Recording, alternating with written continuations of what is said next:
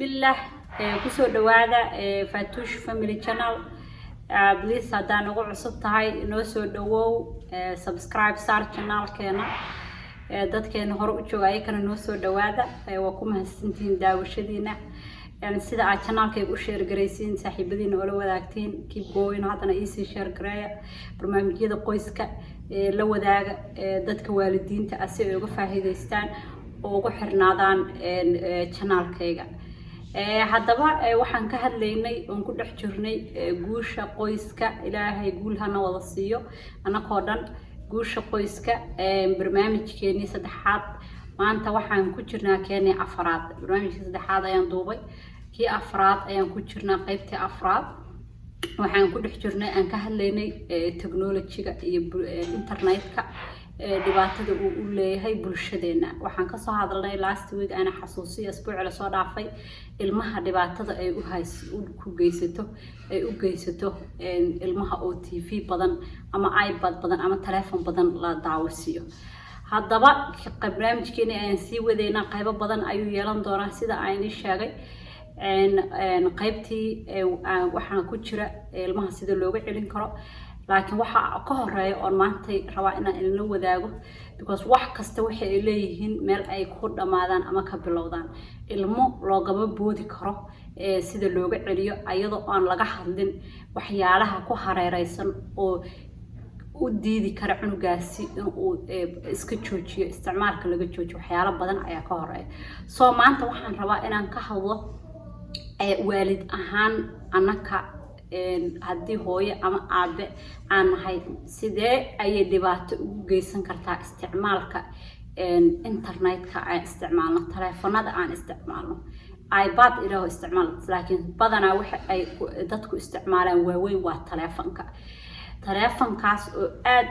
yacni bulshada dhibaatooyin badan u geystay qoysaska hadday ahaato familkii waqti wada qaadanaynin hadday ahaato ilmihii wax maqlaynin oo bahalka iska isticmaalay marka focuskeena waxaan saaraynaa cunuga haddaadan yaraanta aan ka soo hadlin oo dad badan aysan ogaan qaladaadka ay marka hore soo sameeyeen in cunugooda uu addicted ku noqdo xaaladda internet-ka ma suurtoobayso soo waa inaan soo miisaano ka soo hadalnaa dabeeciyan hooyo iyo aabba ahaan siduu yahay isticmaalka internet-ka aad isticmaashid marka telefoonkaaga aad isticmaashid marka aad la joogtid ilmahaaga maxay tahay dhibaatada aad u geysan karo telefoonkaas aad isticmaalaysid cunugaaga yar ee soo koraya haddii ay noqoto maskaxiyan haddii ay noqoto jir ahaan dhibaatada aad u geysan kartid muxuu haddaba sida aan ogsoonahay hooyooyin iyo aabooyin aad u fara badan telefoonkii waa yacni noocyo badan baa maalin kasta iska soo dababaxa marka telefoonka guriga la joogo waxa laga yaabaa telefoonkeena in aan isticmaalno ase aanan dareemeynin dhibka uu u geysan karo ilmaheena yar kaba soo qaad waxa laga yaabaa telefoon intaan la fariisanay in aan maanta dhan wax daawano haddaad ka daawanaysa movie haddii aad ka daawanaysay Snapchat haddii aad ka daawanaysay news waxa rabtaba ka oo haddii aad qof taxi gareynaysa waxa ugu badan oo asbaarantina haysana waxay tahay telefoonka lagu hadlayo ama aad telefoon ku hadlaysid maxay tahay dhibka uu u geysan kara ilmaha yarka guriga kula jooga ilmaha yarka markuu soo kaco subaxdii ama uu caadi u joogo ilmaha waxa ay jecel yihiin in la mashquuliyo waalidka hadduu ku mashquulsan yahay telefoonkiisa cunugaas ma mashquulin karo waxba ma barayo waxba ma samayn karayo because waxa uu focus gareynaya inuu qof la hadlo inuu wax ka daawado ilmihii yar marka maxay ku qasbaysaa waalidkii waxa uu u dhiibaya asagana iPad ama gabadhii ama wiilka iPad u dhiibaya waxa uu u dhiibaya telefoon kale ama telefoonkiisa hadduu rabo waa aade dabeecadda dhan ayaa wuxuu jecel yahay cunugaas inuu iska shad abgarayo iska aamusiyo ku aamusinaya si uu ama telefoonkaas uu ku hadlayo u dhamaysto ama TV-gaas ilmo badan ayay u geysatay inuu addicted ku noqdo because of waalidka soo u dhaqmayo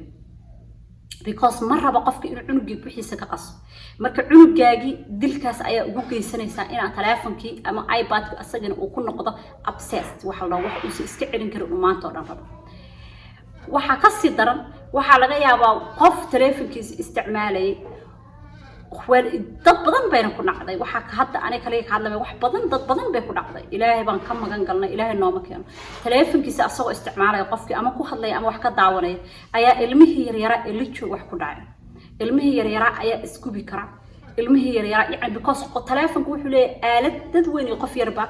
marka uu taleefanka qofkaas u isticmaalayo wuu hilmaamaya wixii ku hareereysnaa waana ogtiin ilmaha yarka waxay sameynayaan markuu arka waalidka mashquulsan hadii uu TV daaran karo ama wax qasid buu aadaya biyaha isku raacayaan meeqa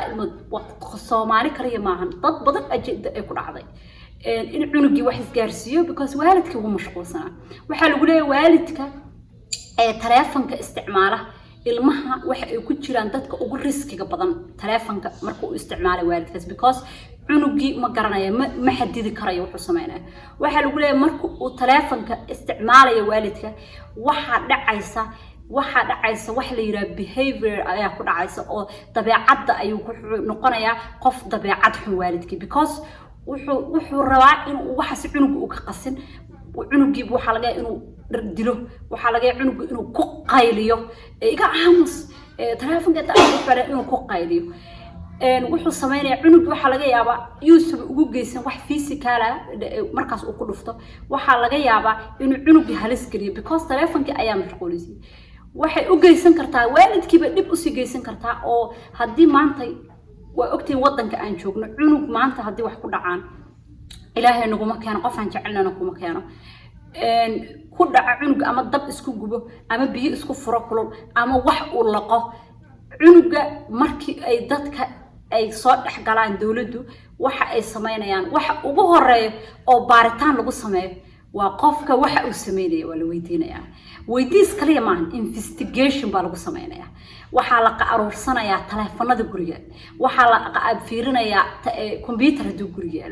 because cunugi wax weyn baa soo gaarsama they wanna know waalidkan wuxuu sameeyay waxa ay rabaan waalidkii guriga wala joogo cunugi soo ma dhinaha in la ogaado cunugan waxa uu sameeyay sida ay ku dhacdo qof maanta haduu accident uu galo uu shil galo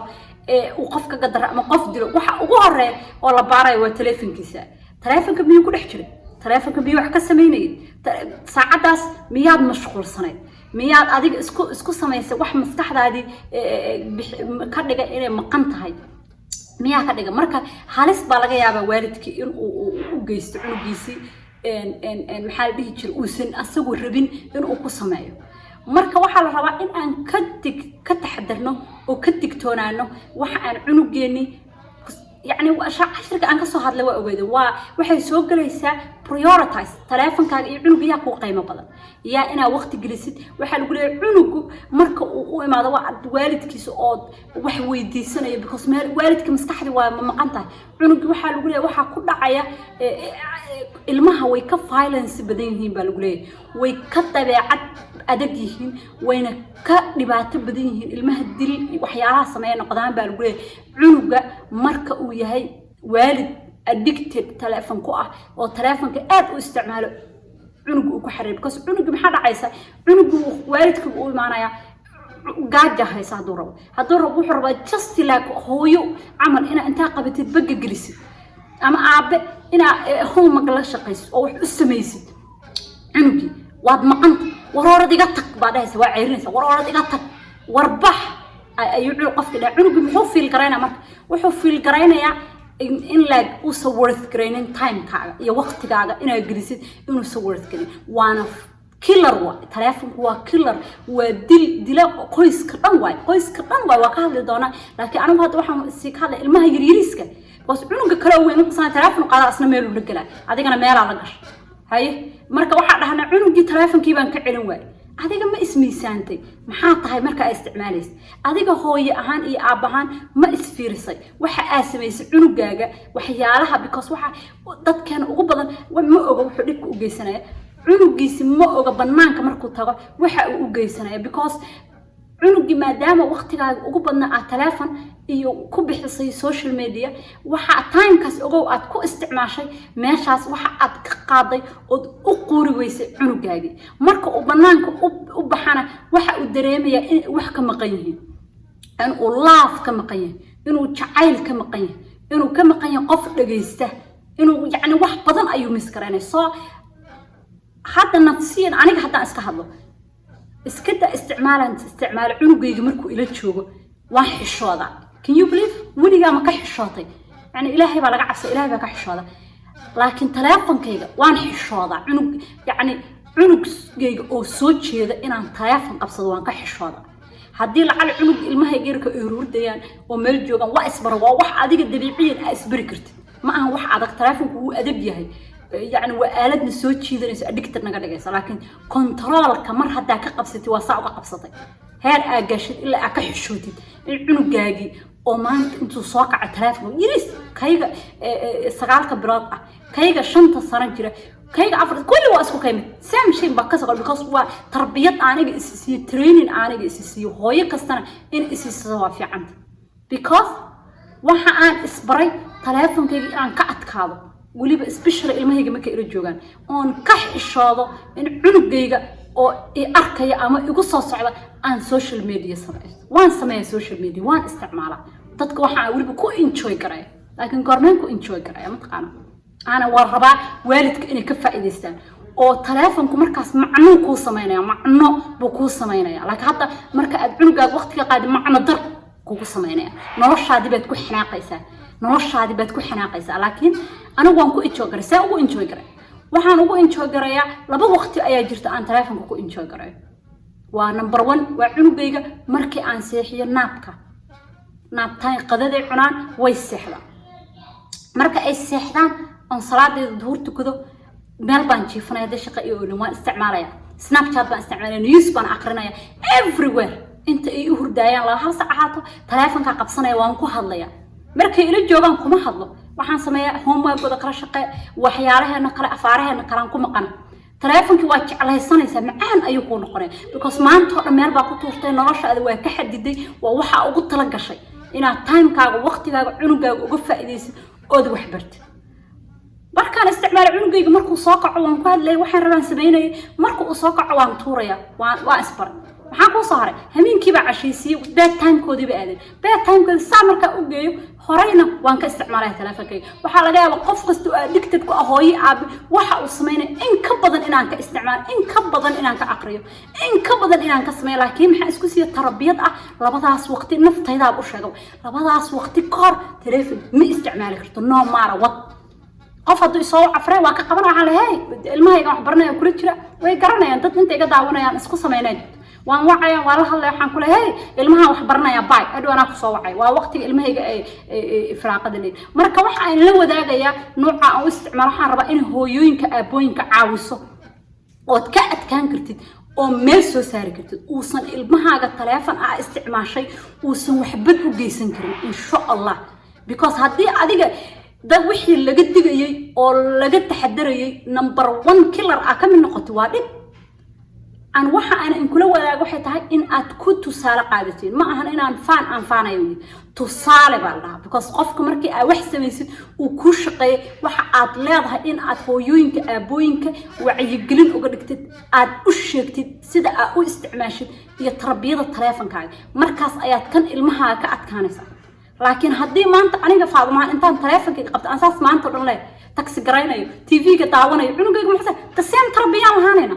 soo tarbiyada cunugaaga marka arabti inaa wanaajisid waa inuu adiga ka arkaa number 1 waa inaa arkaa marka aad tiraad cunuga maxaa ka qaldan inaad cunuga fiirin waa inaa adiga isfiirisid waa oo tiraad maxaa iga qaldan maxaa koos garaynaya hadhow ilmuhu markay koraan oo weynaada waqti waxaa jiri doona ay ilmuhu isla ekaan doontiin yani uu cunugii uu very difficult noqonayo hala gaaro laakiin enjoy this time maxaa ku diida inaa enjoy garaysid because waa babies gurigaaga dhex fadhiya waa something asaasa uga gadin karta marka enjoy time waxa imaan doonta isla ekaan doonta time waxa imaan doonta ay very difficult ahaan doonto adkaan doonto inaad ka qaadid telefoon oo ay adigoo kala rabaan telefoonka isticmaal laakiin hadaa ku soo korisid tarbiya inaad naftaada tarbiyada ka soo bilowdo sa example u noqotid wax ba isbedelaya society-gana waxa u rajeynaya inay wax iska bedeli lahaayeen insha Allah oo ilmaha waqtiga la geliyo ay ka wanaagsan yihiin ilmaha kale oo aysan ku dabeecad ahayn oo ay ka degan yihiin oo ilmaha in lala sheekaysto ay tahay oo ilmaha inaad host gelisid ay tahay oo ilmaha inaad maxabba iyo jacayl tustid ay tahay oo ilmaha inaad la sheekaysatid ay tahay oo ilmaha inaad attention-kaaga sheeko kaliya maaya not multitasking waxa la telefoon ku hadla asagana waa la no multitasking waxa la no ma shaqaynaysaa cunugaaga markii uu telefoon aad ku hadlaysid waa no connection waad maqanta somewhere u maqanta waa inaad qof kumbiliid ah tahay oo adiga dhan aawada joogtaa soo waxa telefoon ku hadlay waa caawina inta siina naasan siina waxaas ma jirto hooyooyinka ku soo haray aan raba erayga inaan ku soo ganaado hooyooyinka telefoon ku hadlaysa cunug baad naas siinaysa do you know inaadan joogin hooyadu markay cunugeeda connection la samayso oo waxba aysan u dhaxeenin inay ka produce badan tahay marka ay telefoon ku hadlayso cunugaaga ina u sii deynaysa caano aan inaba caadi ahayn oo xadidkiisa la dhaafay because jirkaaga maskaxdaada wixii dhan aad joogta laakiin telefoonka muku dhanka kale ku suuray ina maqan tahay oo cunugaasi no connection ay tahay in uu ilaahay ugu tala galay naaskaaga inuu nuugo kaliya ma aha ilaahay wuxuu ugu tala galay in adigu maskaxdaada ay tamaam tahay oo adigu u soo produce garaysid oo adigu la joogto cunuga maskaxiyan aha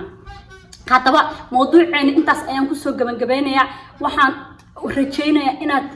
tusaale aanay noqdo in aad tusaale iga qaadatiin si aad u badbaadino ilmaheena yaryarka si aanan ilmaheena maskaxdooda ugu ciyaarin si aan u ogaano problemka meesha uu ka socdo si waalidku ay ayakuna naftooda uga adkaan karaan ilmahoodana u tarbiyaysan karaan aysan technology-gu aysan noqon wax anakana isticmaasho aysan noqoto wax anaku aan isticmaalno oo ilmaheena iyo anakuba aan ka faa'iideysano la soco mowduuceena uu sii socon doonaa waxa soo socda barnaamijkii ahaa sidee ilmaha looga celin karaa technology-ga waxyaabaha aniga aan sameeyo oo ii shaqeeyo faatuush ahaan oon raba inaan gabdhaha iyo wiilasha walaalaha ilmaha dhalay kuwa dhali doono oon wali dhalin kulligood aan raba inaan la wadaago si ayakuna ay u isticmaalaan oo ay ila wadaagaan oo ilmahooda ay uga taxadaraan oo ilmahooda maskaxdooda insha Allah anako adeegsanayna ilmahooda maskaxdooda u badbaadiyaan intaas uu noocan doona ilaa kulankeena dambe insha Allah aan ku kulmi doono wasaaxiibadiina sida ay sheegay la share gare mowduucayga si ay uga faa'iideystaan dad badan ayuu anfacaya hadalkan aniga uma soo fariisan inaan naftayda kaliya aan u faa'iideeyo waxaan u soo fariistay inaan idinkana inii faa'iideeyo wax kasto aan isleeyahay waad u faa'iideyn kartaa oo wanaagsan oo community-gayga aan uga tagi karo insha Allah waa mahadsantihiin